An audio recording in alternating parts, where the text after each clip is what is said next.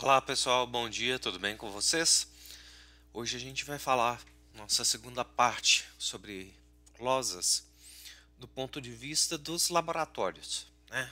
A gente vai primeiro pegar a parte de ECDT, a gente vai ver um ciclo completo do ECDT e a gente vai pegar agora a parte dos laboratórios.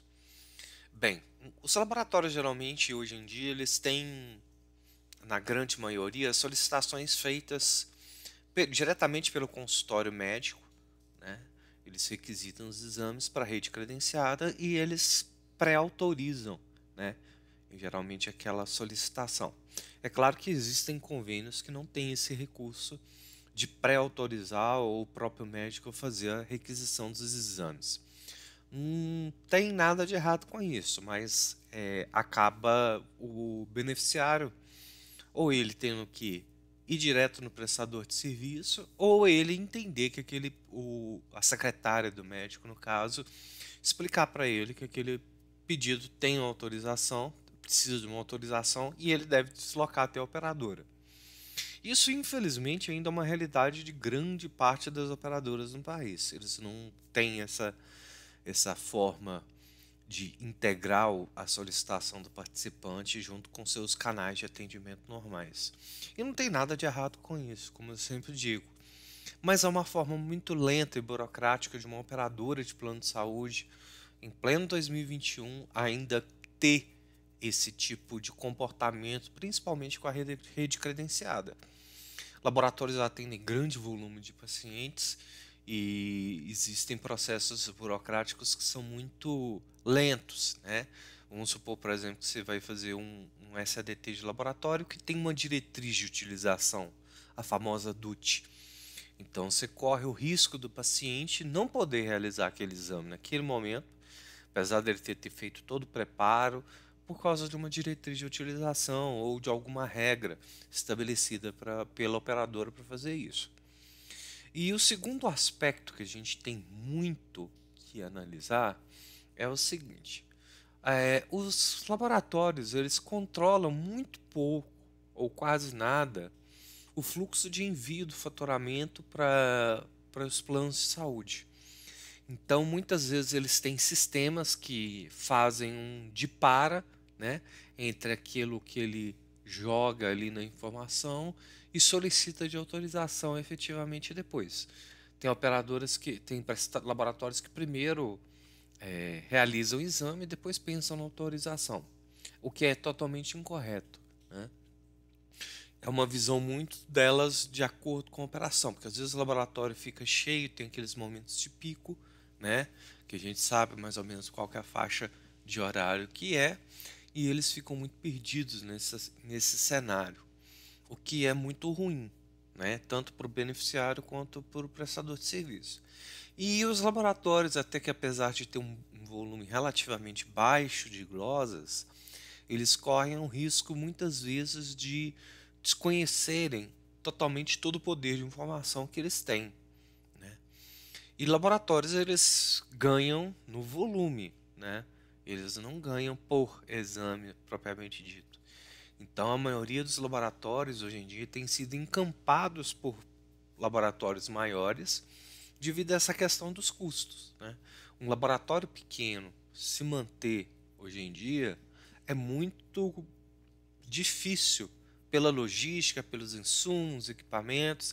Então, a maior parte das grandes redes de laboratório tem encampado os menores laboratórios, exceto aqueles que são muito específicos, né, de exames de diagnóstico.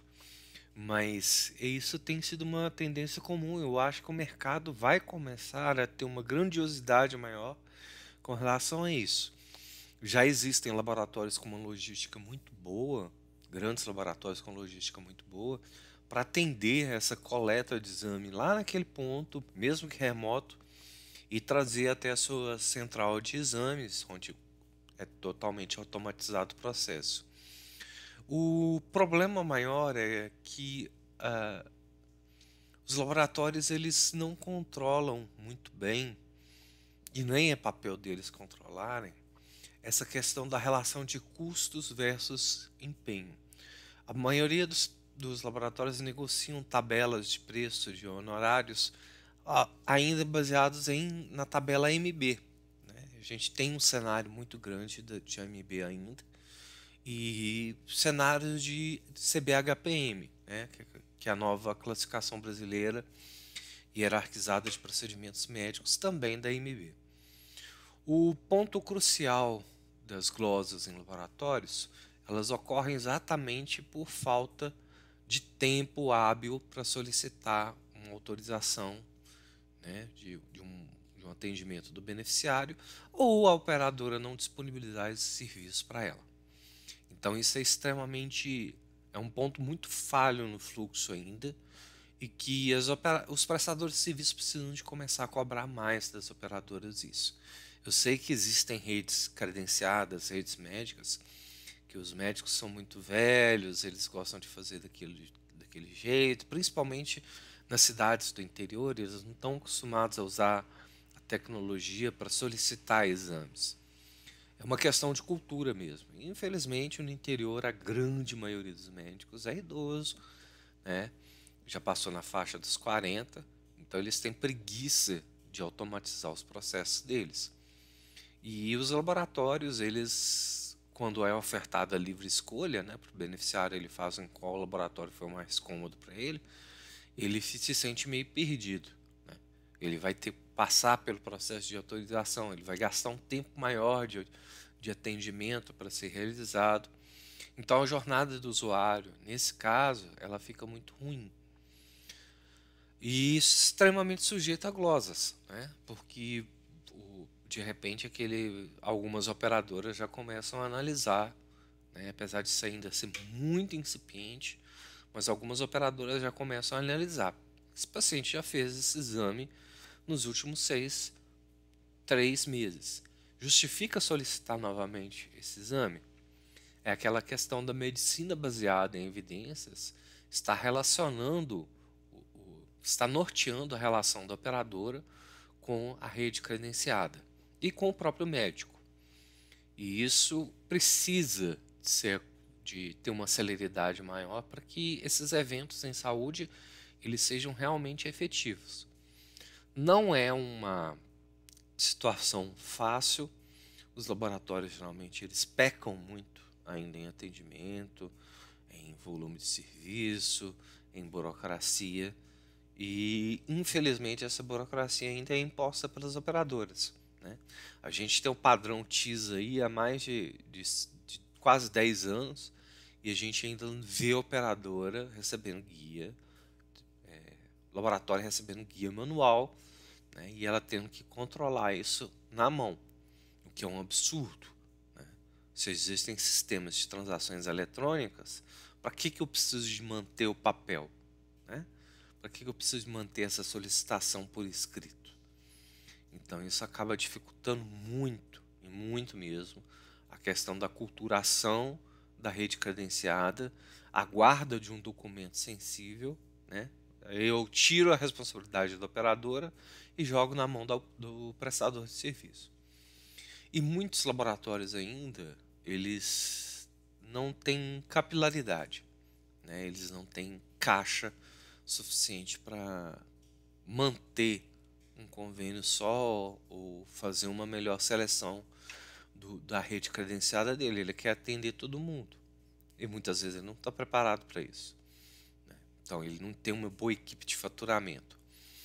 A primeira coisa que a gente pode entender como fonte de eliminação ou mitigação dos problemas de glosa em laboratório é através de um bom treinamento, não só da recepcionista, dos atendentes, né, como também da equipe de faturamento do laboratório. Ela precisa de acompanhar muito de perto as glosas que as operadoras fazem e entender a causa raiz dessas glosas.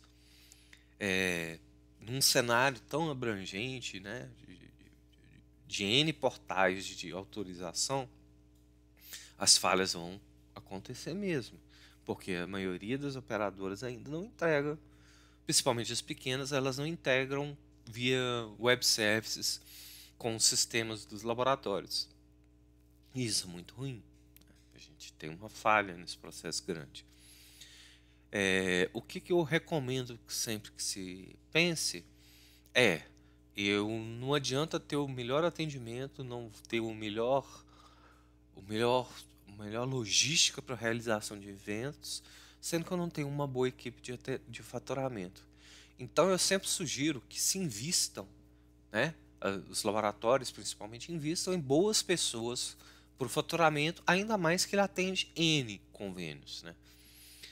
O ideal seria que uma pessoa ficasse dedicada a um ou dois convênios maiores, né, que ele tem um volume maior disso, e o dos demais ele ficasse com os demais convênios, né.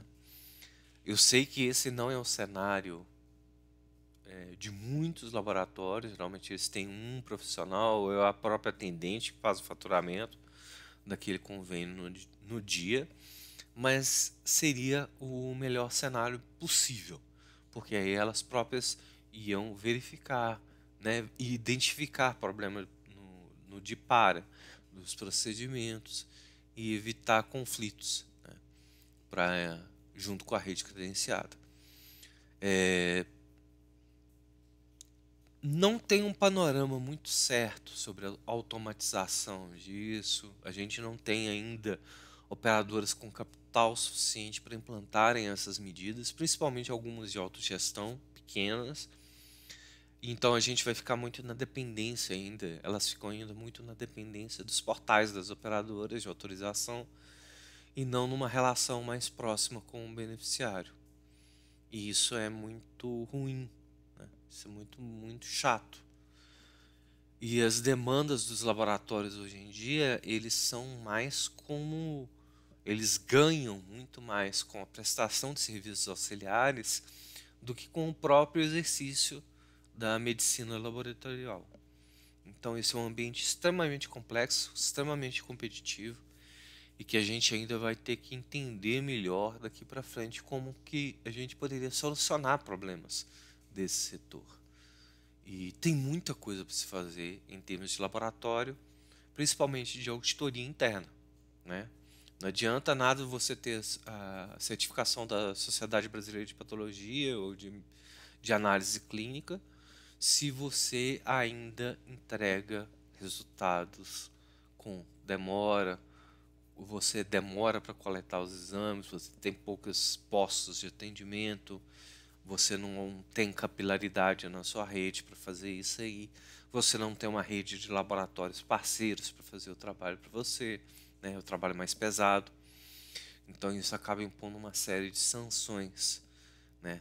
E o seu capital ele acaba ficando incerto. Então os laboratórios começam a investir menos na fidelização dos clientes, né, do que realmente no que importa para o negócio dele, que é exercer a clínica, né, a análise clínica ou patológica de uma maneira efetiva.